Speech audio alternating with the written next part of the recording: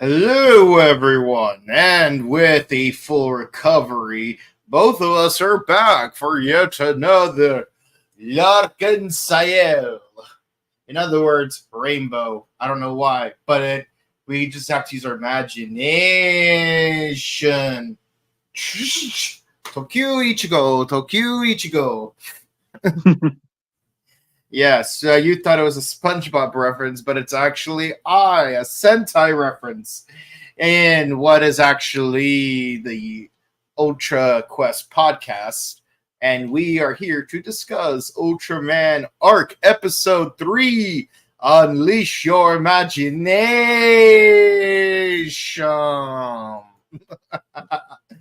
Yeah, Okay. you thought they would show up in Boom Boomger, but no, the Tokusatsu showed up in Ultraman Arc. Yes. Yes. And yeah, running theme apparently. So before we get started, tell us about this convention that you went to and got sick during. Well, I recently went to G-Fest, aka Godzilla Fest. It's in Chicago. No, I think I got it. I think I caught a cold from there because I got sick afterwards, but I recovered from it. As you can see, I recovered from it quickly. I'm a fast healer. Nice. But it was mainly a bunch of Godzilla and Ultraman stuff. Bought me a bunch of Ultraman and Godzilla stuff. And I even found a bunch of Sentai vinyls for $5 each. Ooh, nice. I remember one time in Power Morphicon, I managed to get a Kamen Rider Gaim vinyl for his Pine Arms. Nice. And I gave it to Pineapple the Clown. Oh, yeah, I remember you told me that story. Yeah. It's appropriate because, he was curious about the series. I'm like, hey, there's a guy who uses a pineapple as a flail. Yeah, so it was a fun convention. Got to, meet up with the friends that I made there. I've been going since 2011. So I've been going. G-Fest was my first convention. Mm-hmm. Nice. For me, Power Morphicon was my first convention and my most recurring. So, despite, I would have to say Morphicon's definitely the convention I've been to the most, followed by Robo Toy Fest, then Pasadena Comic-Con, then Anime Pasadena, then a tie between Anime Expo and Anime LA, and that's pretty much it. Yeah. So, yeah, I mostly keep it LA based because budget. But so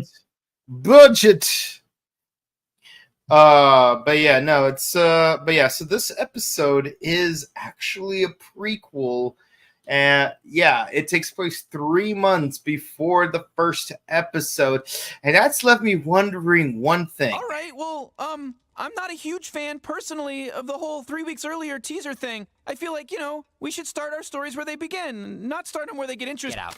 What?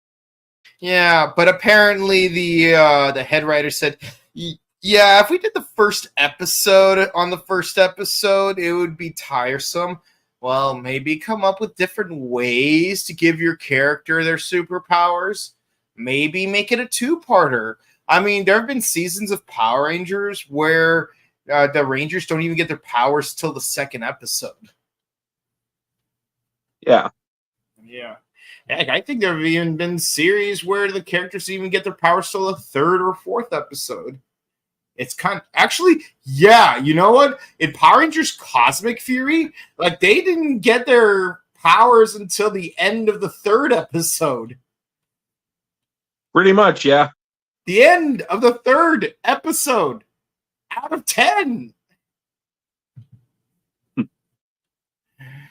So that's a thing, apparently.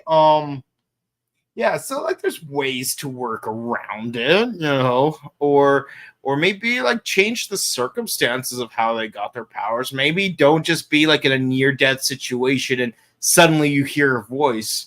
There's how many times did Kamen Rider come up with a different way to give the main character their superpowers?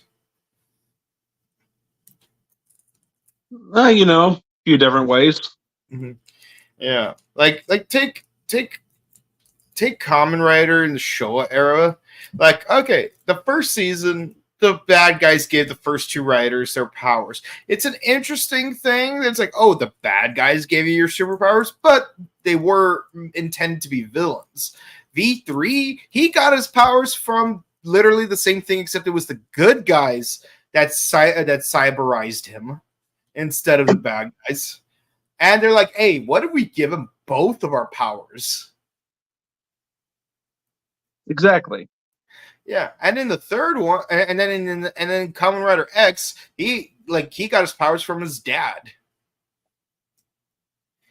And I have to say, if you thought Kamen Rider Build had a really bad dad, clearly you haven't seen Kamen Rider X.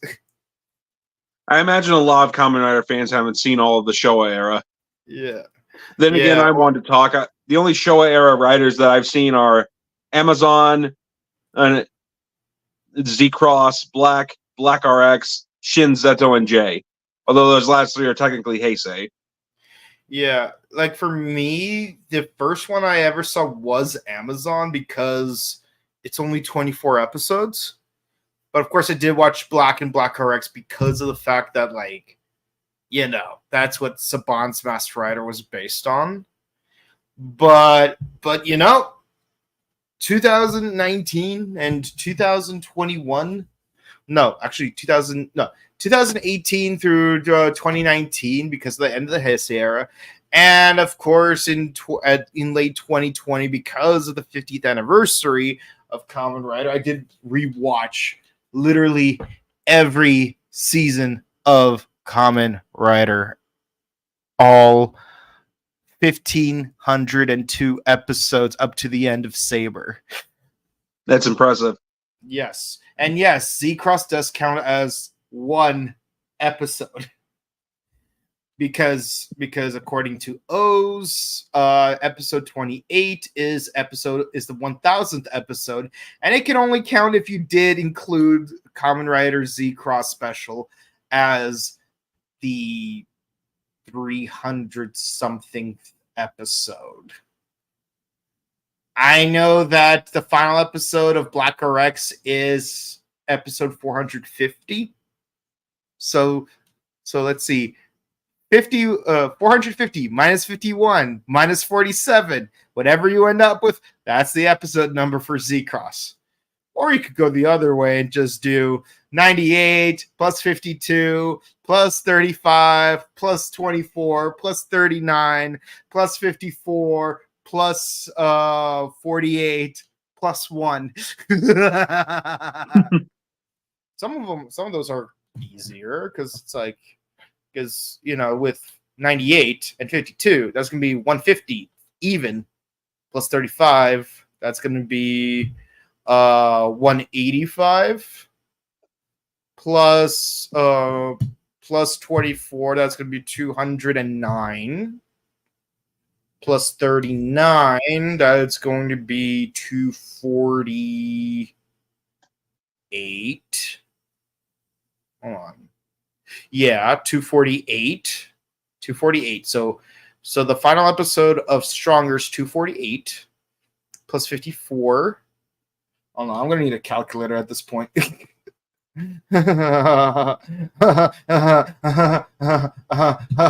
Calculator. Yes, calculator. Yes, calculator. The tour, the calculo. Yeah. Calculation king. Yes. Yeah, you're right. King that calculation. So yes, 54 and 48 equals so Z-Cross will be the 351st episode. Interesting. Yes, 351st episode.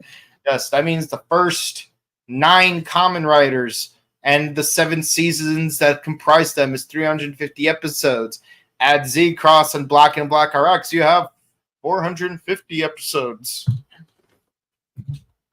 And yeah, going up to O's episode 28, that's 1,000.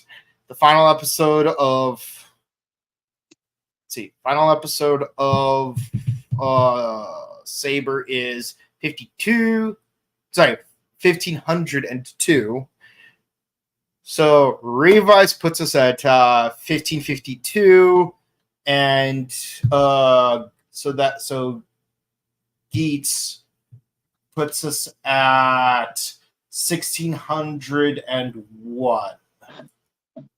1601, and because there's 45 episodes of Gotcha that came out, that puts us at 1646 total as of the time of this recording. I pray for you if you're gonna count every episode of Ultraman, because that's a lot less straightforward. Yeah. Or count every episode of Super Sentai. Okay, Super Sentai. Definitely more than Kamen Rider, because they didn't have as many hiatuses. And they really only had one. And that was 1978. And even then, Go Ranger versus Jekka came out that year. Yeah. Yeah, but starting with Battle Fever J, which was technically the first season, they had no breaks. They had no breaks at all. So if you just add those two seasons, it will just be like, oh, we're just going to add to that. But the point is, it's not like they had a 4-year hiatus like Kamen Rider had between Stronger and Sky Rider, and then another 3-year hiatus between Super 1 and Z Cross, and then another 4 years between Z Cross and Black, and then the infamous 11-year hiatus between Black RX and Kuga. Well, there was still Shin, Zeto, and J, but those were movies. Yeah, those don't count as seasons. But they will add up to 15 in the Guy movie. All right. But less about Rider and less about Toei Tokusatsu, more about Tsuburaya Tokusatsu. So this is a pilot episode. Main character wakes up. He's late for work. Basically, it's Go Busters. It's literally Go Busters. There's even a Buddy Roy. Busta's ready, go. The kaiju have, they come from 16 years ago. I have to use the imagination by using the Panku box from Jackie Chan. I will use this cube to become a giant.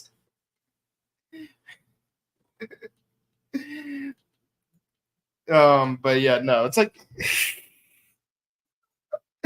all right, yeah, no, it's like the only thing missing is that the kaiju's had like a humanoid agent, like Malcolm from 4S.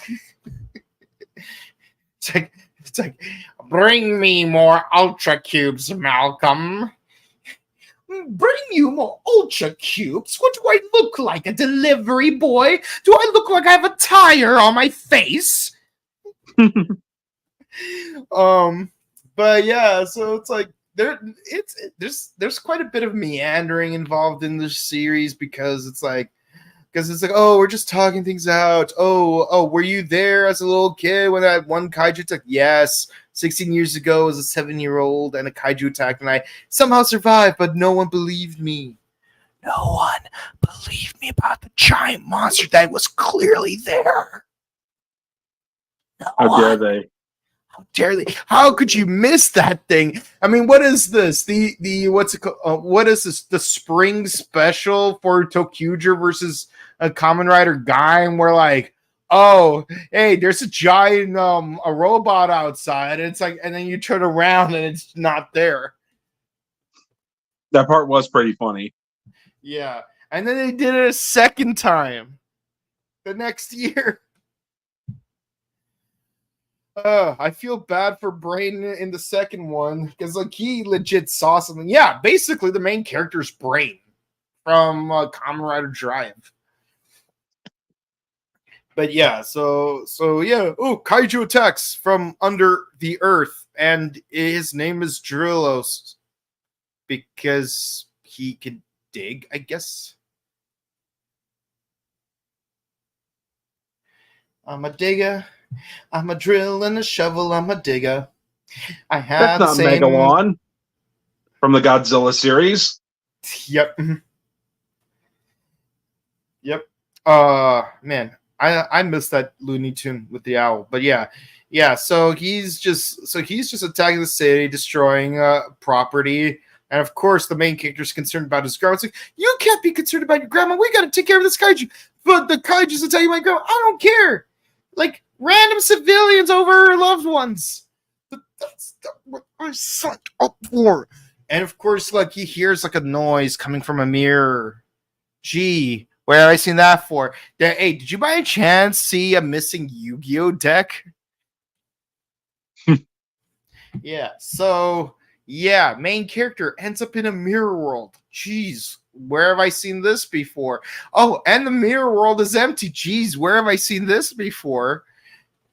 Is Toei gonna sue Tsuburaya? I would love to see that lawsuit. It's like, and then a mysterious being of light tells him, "You must make a contract with me, because if you do not arc, you will not ultra."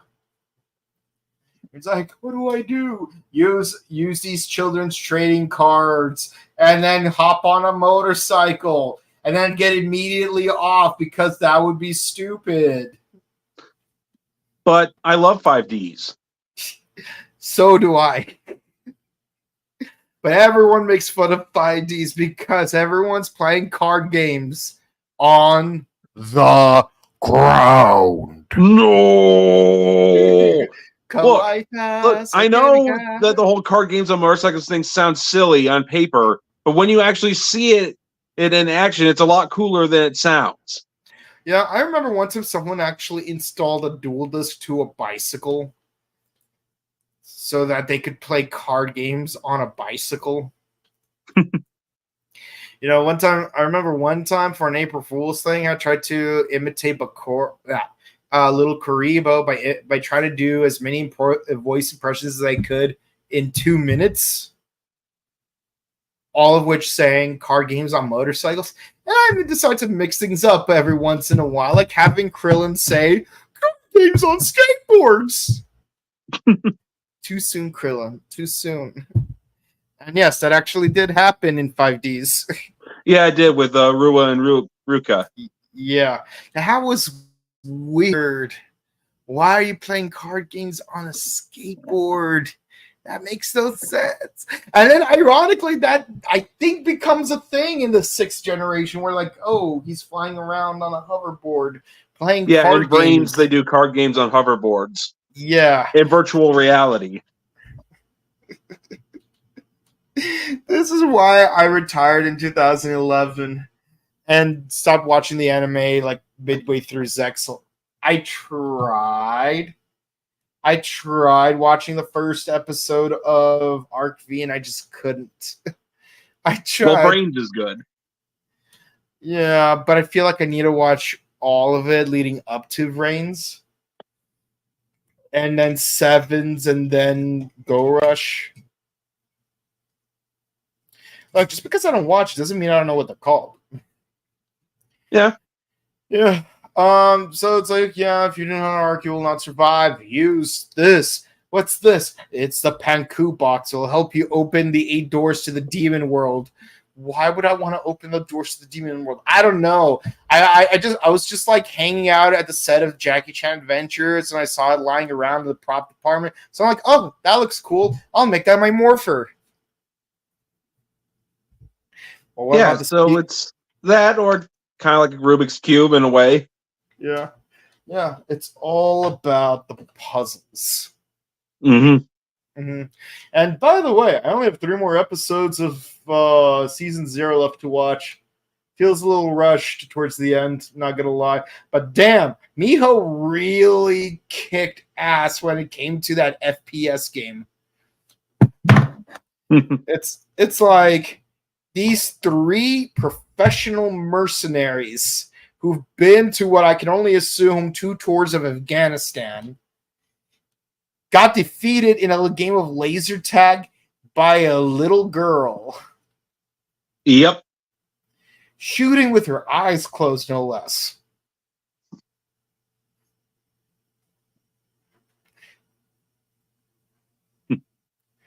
Yes, it's My very cat here. confusing. Yep. I think we're all very confused. But yeah, so using the Panku box, Ultraman gives him a nice big hug, and he becomes Ultraman Arc. Of course, he's not officially called Arc till the end of the first episode, which again, I do have to point out. Well, I'm not a huge fan personally of the whole 3 weeks earlier teaser thing. I feel like, we should start our stories where they begin, not start them where they get interested. Get out. What? Yeah.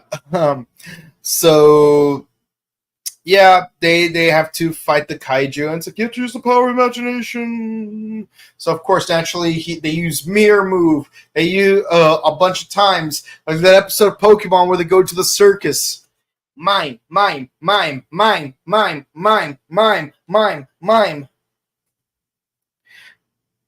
And I do notice that Machoke is used a lot at circuses in Pokemon. Like, a lot. Like, what's up with that? But yeah, mime. It's like watching two Mr. Mimes fight each other using mirror move. It's like watching two Metapods fight each other using Harden. Mm-hmm. Yeah. Except there's slightly more movement. Mime.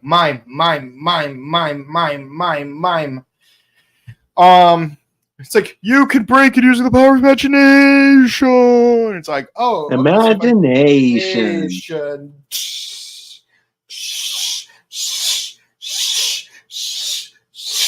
It's like, how do I use this Wii controller? It makes no sense. I thought Red Steel was going to be a fun game. Which, by the way, when are we getting Metroid Prime 3 for the Switch? Because I need Metroid Prime 3 for the Switch. Your guess is as good as mine. Yeah. Can't play Metroid Prime 4 if you ain't got Metroid Prime 3, and I ain't shilling out for a nunchuck controller. That thing's freaking expensive. But yeah, so they create a lasso basically, and then they just cube off the kaiju. By the way, the kaiju has an interesting design. It looks like a bunch of different arthropoda cobbled together. It's like you got beetle horns with lobster claws and some other things. That's weird. He kind of looks like Zeton. Yeah. That he does. I don't know who that kaiju is, but I'll take your word for it. You're the Ultra expert. I'm the writer expert. We are fated to clash.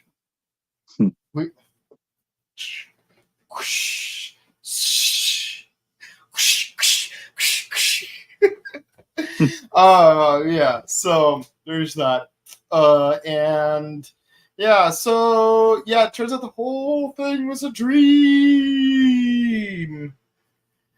And we're actually present day. He's just having a flashback of present day. What the hell is that? Seriously, it's like, why? Why? Just why? Just why? Just why? It's like, oh, random kaiju attack. I randomly go through a mirror. We randomly go through a mirror, and I somehow become the Ultraman. I'm here to tell you right now, we don't care. Let me tell you something. We don't care. Jerry. It's just like, you may as well made it in the first episode. Or heck, why not just have the kaiju battles in the mirror world? Like, you're gonna incorporate the mirror world. Why not make the most of that? Like imagine this. The kaiju attacks from the mirror world. Whatever destroys in the mirror world gets destroyed in real life. So it's like everyone's being attacked by invisible kaiju. But only the main character knows what's really happening. That would be an interesting concept.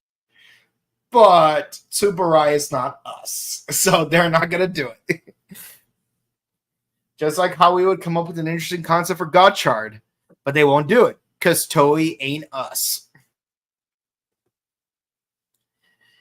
Yeah, I'm gonna keep bashing Gotchard until Gabu comes out, and god damn it, just 2 more months to go, man. Yeah. Well, hopefully Gav is good.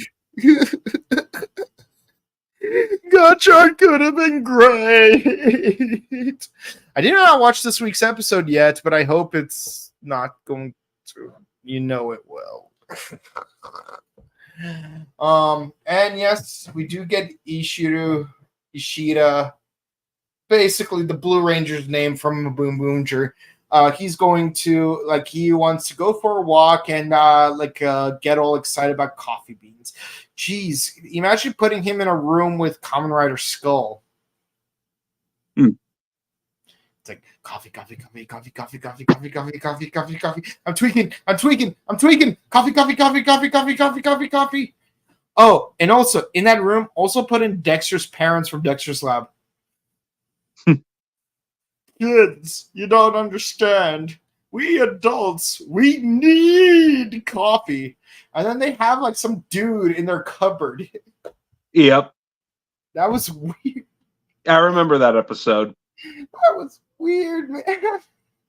I missed the first 2 seasons of Dexter's Lab. We don't talk about the latter 2 seasons. No. Except for the chickenpox episode, and only because it was on the DVD bonus features for the Powerpuff Girls movie.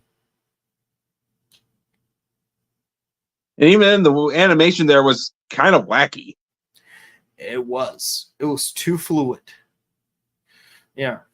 You know what else? As much as I love Carl and Pops, I do prefer the art style of the first season of Johnny Bravo. Yeah. I love Carl, but season 1 had better art style. I like Susie being actually, round and cube and not angular and beady-eyed. Yeah. Yeah. But there's that. And yeah, that's the end of the episode. Which, again, I have to ask, why does this episode even exist? It's like origin for Arc, I guess. Blazar didn't have the origin in the first episode, but they didn't exhaust an entire episode just to explain his origin story. They did it in 5 minutes in a later episode, and only because it was relevant. And someone needs to replaster the back of his locker. It'd be funny if in the season finale, he opened and closed his locker one more time, and that hole was still there. Yeah. But yeah, that's it for the episode. What are your thoughts on it?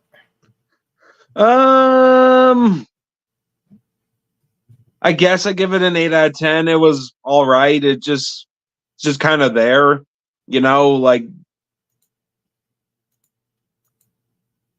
I really don't know what to say about it. It was just an episode that was just kind of there. Yeah, I felt the same way. It just exists. It just exists. It feels like it didn't really have much in the way of substance. I mean, don't get me wrong. It makes me appreciate his grandma because grandmas are cool. But the thing is, it's you could have done the same thing in both of the previous 2 episodes. Just randomly have the grandma show up every once in a while. Even Teraraki offhandedly mentioned his dad once in a while. And he didn't get a focus episode until literally the last 20% of the show. And we're not even talking Tiga 20% where it's 10 episodes. We're talking Blazar 20% where it's only 5 episodes. Oh, man. Yeah. So, and again, if you're going to do an origin story episode, at least do it literally in the first episode, or do it in a much later episode where he's going to unlock a new form or something, or he needs to re-solidify his relationship with his Ultraman. Really build up to it properly. Don't just make it. You know what I really hated about Power Rangers Samurai? What? It's you go to the Grove, right? you go to the Grove for the premiere. They have a massive like a projector screen. There's a what's called panel table. There's costumed actors like dressed up as the 5 Rangers. You got this whole press thing. Like even like my homeboy Najee was there, and his homeboy Hector David Jr. was there, and Hector's homeboy Cody Lindley from Hannah Montana was there. And by the way, that's kind of funny because in the first episode where Cody Lindley did appear in Hannah Montana, there was like one-off character in that episode who would later play Trent in Dragon Knight. Interesting.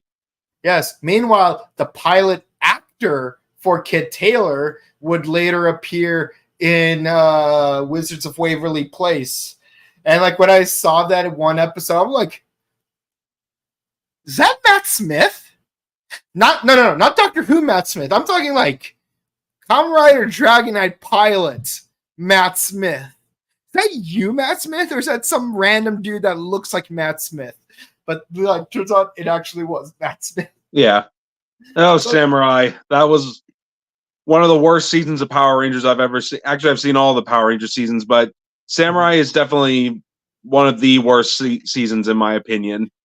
See, here's the thing. I hate how Jonathan Zacher like messed up on like doing Samurai and Megaforce by literally copy pasting the plots of Shinkenger Go Sager Go Kaiger in a way that's just not compatible to like the American footage. But I will give credit to those seasons. They handled their holiday episodes better than the Chip Lynn seasons in Neo Saban. And let me explain why. Okay, first of all the holiday episodes in both periods of the Neo Saban era, they were all clip show episodes. They had no business existing. It's just Halloween clip show, Christmas clip show. And we do that 2 years in a row for the same team for no reason. But here's where I give credit to the Jonathan Zacher holiday clip show episodes. They take place before the finale. So when they finally defeat Xandrad, when they finally defeat Mavro, the season's over. They're done. There's nothing left to say or do. They defeat the main baddie. We move on to the next season. But in Dino Charge and Ninja Steel, they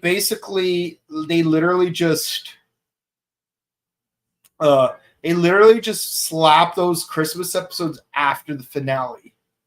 Mm-hmm. It's like, oh, we destroyed that black hole and defeated Sledge. Well, we still have one more story to tell after that. Oh, we defeated Galvanax and what's her name? Madam Odious. Odious. It's like, oh, we finally defeated Galvanax and Odious. Well, we still have one more story to tell, and this one involves Sledge coming back. Because you can't get rid of Sledge, just like I can't get rid of Lord Zed. So, I mean, if it was the mid-season, okay, fine, because you still have more story to tell, and you could just say, well, you know, these two halves are just one bigger whole. But the thing is, yeah, like, it's just, But the thing is, they still do a holiday episode after. So why? Why? Why did they air episode 3 at the premiere and play it off as the first episode, and then later on during like Thanksgiving season, they're like, oh, we're going to do a 2-part origin episode. And what's funny is the 2-part origin episode of Samurai, it was not filmed in HD. but the Team Unites was. So imagine watching it by TV order, and it's like, oh, HD, they're already a team. What's going on? And like HD, and then all of a sudden we're back to 480p. It's like we went from 9:16 back to 3:4. It's like, what's going on? What are these black bars doing? Why is everything grainier? Okay, it's not as okay. I'm exaggerating the difference between like standard definition and high definition, but still, it's like you get what I'm saying. Yeah. Like, why did you do it out of order? It makes no sense, but that is what it is. I give this episode an 8 out of 10. It's not bad, but why does it exist? Just sort of there. How about you? What score would you give it? Give it an 8 out of 10, I guess. Yeah, it's like, again, it's like, it's not a question of what happened, but why. Like, why even make this episode if it's not the pilot? And again, like, you could have utilized the whole, like, you could have used the mirror world thing better. Like you could have literally done a Bleach where it's like, oh, whatever happens in the mirror world happens in real life. So then you could use the mirror world more, because like maybe he can only turn into Ultraman in the mirror dimension, just like in Ryuki. Heck, you could even do a collab where like they're gonna team up. Just some ideas, man. Just some ideas. And it is the 15th anniversary of Dragon Knight, so heck, why not get Steven Lunsford and Matt Mullins to make a cameo in this season of Ultraman? Just because. Oh man, can you imagine? Yeah, that would have been cool. Actually, you know what? I'm gonna hit up Steve after the show, and I'm gonna like bring this up to him and like see what he thinks. And yes, shout outs to Steve Lunsford, shout outs to Matt Mullins. You guys are cool dudes. Mm-hmm. Yep. And thanks to Steve, I can honestly say that by technicality, I'm an award-winning actor. By technicality.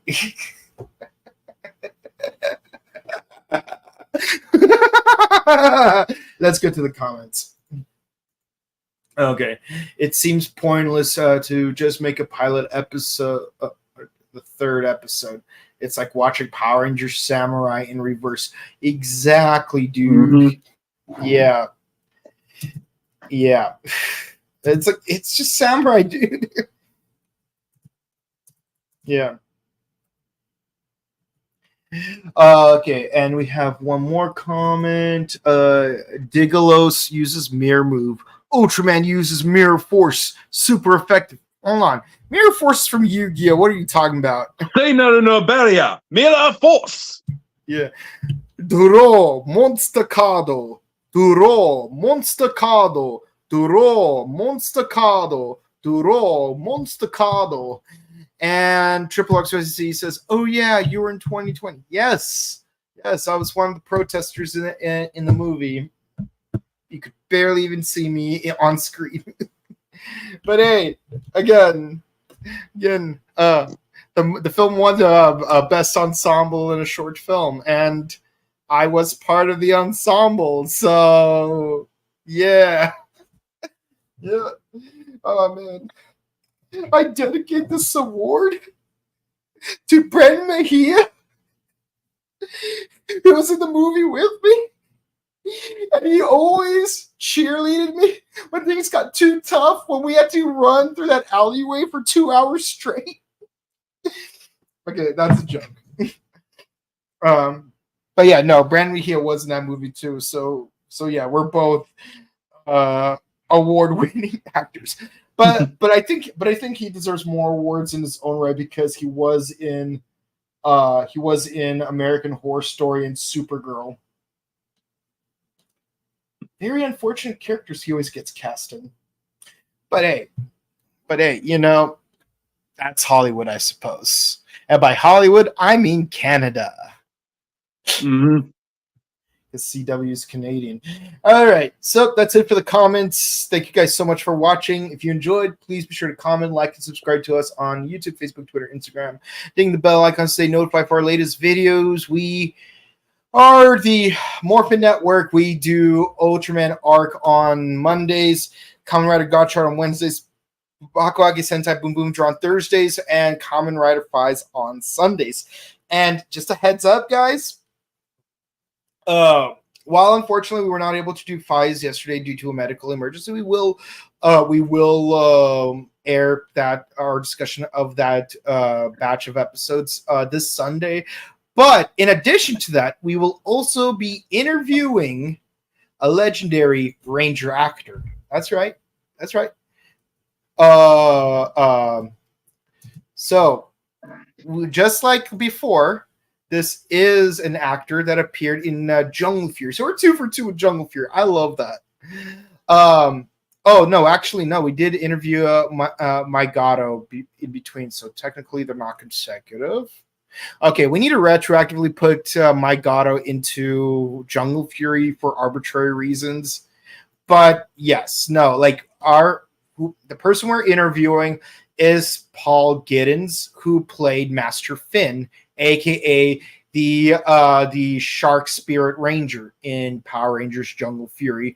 I'm excited to be a part of this interview. It's going to be this Sunday at 4 p.m. Pacific, 7 p.m. Eastern. So if you're a Jungle Fury fan, definitely come watch this episode, because I love Jungle Fury and I love getting to do Jungle Fury actor interviews the most because it's my favorite season. Yes. Yeah, and of course, he will also be appearing at Power Morphicon, so you can say hi to him in person, as well as us, because we will also be at Power Morphicon, where I will be debuting my Red Racer suit. Nice. Ninja. Don't forget, traffic safety is important. Makes me wish I had a Tabo Ranger suit. But I will be at work, repping the Morphin Networks. But still, don't feel shy. Say hi to us. And be sure to check out our sister channel, The Buttery Show, where we do various movie reviews. We've done the Crow films, the Shrek films, the Naked Gun films. We did Pump Up the Volume and Sudden Fury. And tomorrow, we'll be discussing the Disney film Mr. Holland's Opus, featuring Richard Dreyfuss. And we hope you get a chance to watch this movie. It is streaming on Disney Plus. You could also get it on DVD at your local CD store and or local library. Just the other day, I found a DVD copy of Pump Up the Volume, so now I can legally own that movie and watch Christian Slater make those funny noises whenever I want him to. But yes, Mr. Holland's Opus, we'll be doing that tomorrow at 8 p.m. Pacific, 11 p.m. Eastern, and that would be the third of the 4 films that we're doing for Trapped at Grandma's Month. And if you want to find our personal content, where can the people find you? You can find me at youtube.com, Axel Ranger. And you can find me on Instagram at Boken_Kabuto and on Twitch at twitch.tv/BokenKabuto. With all that said, guys, thank you guys so much for watching. Stay safe, stay hydrated, update your emergency kids, hug your loved ones, and we hope you all have a wonderful, safe, and restful rest of your week. Goodbye.